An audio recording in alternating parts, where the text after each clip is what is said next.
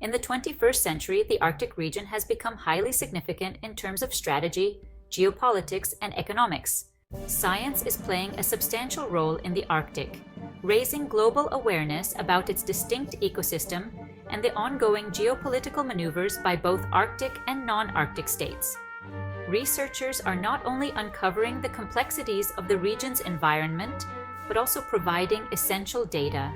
Scientific research has been central in helping for natural resources exploitation found in the region. Arctic states are spending millions to document their territorial boundaries, and non-Arctic states like China and India also strengthen their bits. The Arctic, long described as the world's last frontier, has emerged as first frontier, a largely undeveloped region rich in untapped resources and economic potential. As climate change reduces ice coverage, the area is becoming increasingly accessible, making it a prime target for economic activities. The Arctic is fast becoming a critical region in global geopolitics due to its vast untapped resources and emerging strategic significance. The region is estimated to hold 13% of the world's undiscovered conventional oil, around 90 billion barrels, 30% of its conventional natural gas, and approximately $1 trillion worth of minerals. As global warming accelerates, the prospect of an ice-free Arctic by 2040 could open new maritime routes, significantly shortening the travel time between Asia and Europe. This potential has driven nations like China and India to intensify their interest in the Arctic, seeking to enhance their geopolitical influence, leading to potential competition in the region. China, in particular, has made substantial steps in the Arctic. Its first Arctic policy, released in 2018, outlined Beijing's strategic goals, including the integration of the Northern Sea Route with its Belt and Road Initiative, a move referred to as the Polar Silk Route. The Polar Silk Route refers to the navigable Arctic sea routes linking North America, East Asia, and Western Europe through the Arctic Circle. The Northern Sea Route, passing through Russia's Special Economic Zone, offers a maritime route that bypasses the Malacca Strait, a choke point surrounded by Western Allied states. This route would reduce the transit time between China and Europe by approximately 40% compared to the Suez Canal.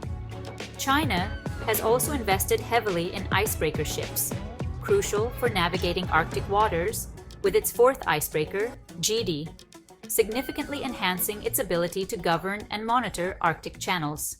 In contrast, India has lagged in its Arctic endeavors. Initially, India's 2022 Arctic policy focused on scientific exploration, particularly studying the Arctic's impact on the Indian monsoon. However, China's progressions have incited India to rethink its strategy.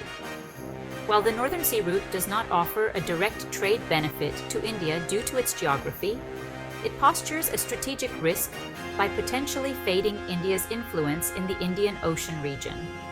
In response, India has sought to enhance its maritime connectivity, exemplified by a 2019 Memorandum of Intent signed by Prime Minister Narendra Modi to explore a maritime corridor between Chennai and Vladivostok in Russia's Far East. This corridor serves as both a trade route and a strategic countermeasure to China's growing presence in the Arctic. The race for Arctic resources further intensifies the geopolitical competition between India and China, both major importers of fossil fuels. Russia, heavily sanctioned by the West, is eager for foreign investment to develop its Arctic resources, which contribute 20% of its GDP.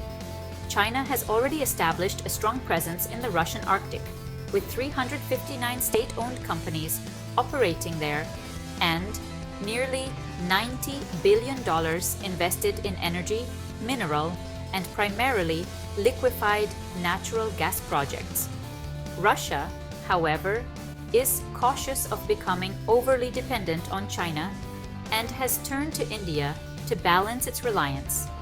Indian state-owned companies like Oil and Natural Gas Corporation have expressed interest in further investing in the Arctic, adding to their existing stake in the Sakhalin-1 oil project. The geopolitical dynamics in the Arctic are further complicated by the induction of Sweden and Finland into NATO, which, along with other Arctic states in the alliance, poses a challenge to China's ambitions in the region.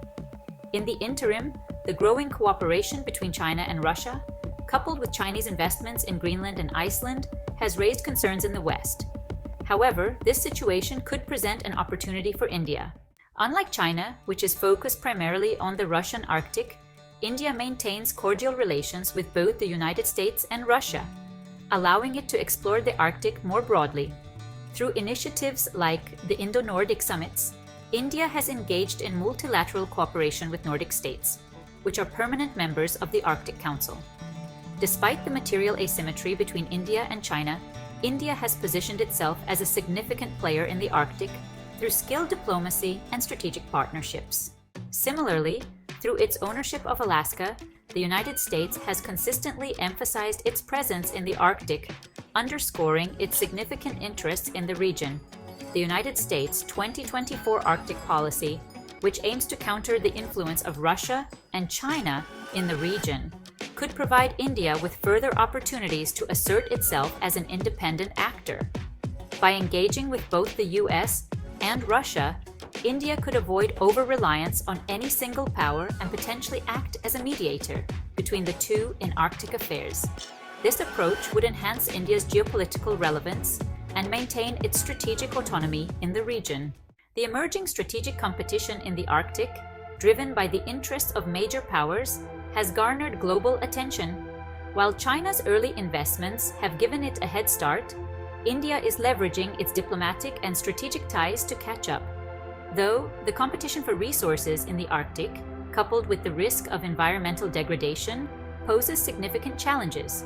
The Arctic Council's role in establishing clear protocols to manage this competition will be decisive in ensuring the sustainable and peaceful development of the region.